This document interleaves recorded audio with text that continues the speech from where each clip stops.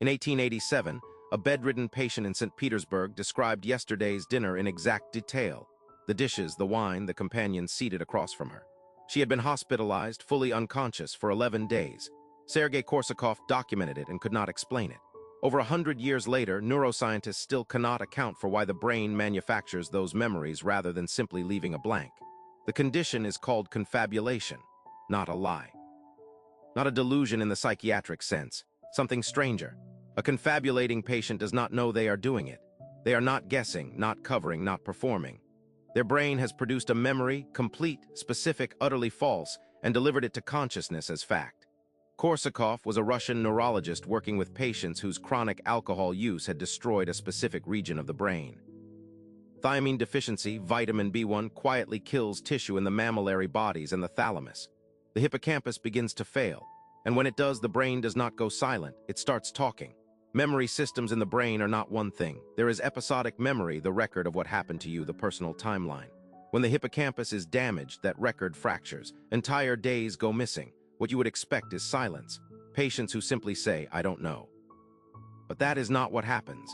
Instead, the brain reaches into its existing store of real fragments, genuine experiences, plausible events, familiar places, and assembles something. A narrative, a day that never happened, built entirely from pieces of days that did. The patient presents it without hesitation, without any felt sense of uncertainty, as if they watched it happen themselves. The first explanation researchers reached for was obvious: the patients were coping. Confusion, embarrassment, the brain was protecting its host from the distress of knowing it had failed. A kind of automatic social smoothing. If you don't know the answer, you don't want to say nothing, so you construct something plausible. The confabulation as defense interpretation. It made intuitive sense, a damaged system improvising to cover its own gaps. It was the leading theory for decades, and it is almost certainly wrong. Here is why.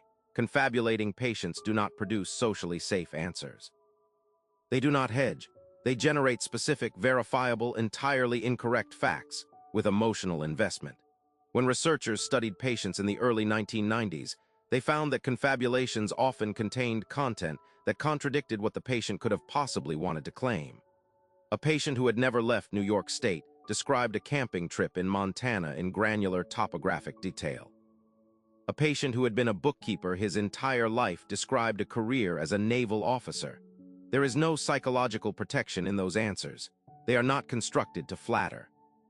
They are constructed because the brain needs a narrative and will build one from whatever materials are available, regardless of whether the result makes sense. That is not coping.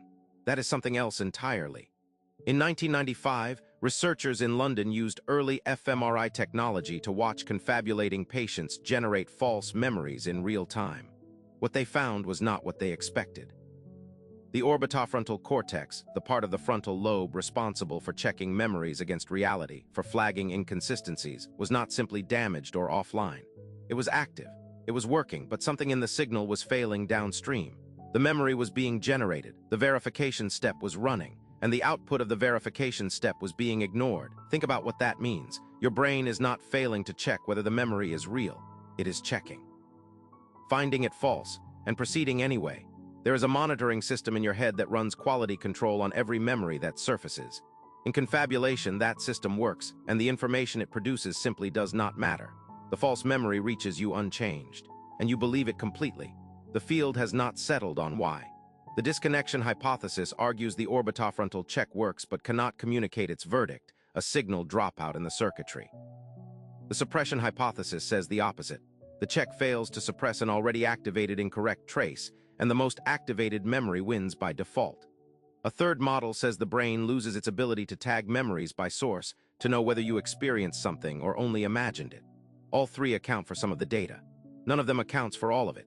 And none of them addresses what healthy subjects show in false memory research, that normal brains, undamaged brains, do this too. Just more subtly, the same mechanism, the same failure to flag, the same unwavering certainty in a memory that was never real. Korsakoff's patient described a dinner that never happened with complete conviction in 1887. That detail was not explained then. It is not explained now. What neuroscience has confirmed is only this: your brain does not hand you memories. It builds them every time. The question that keeps researchers up is how often it gets the construction wrong, and whether you would ever know.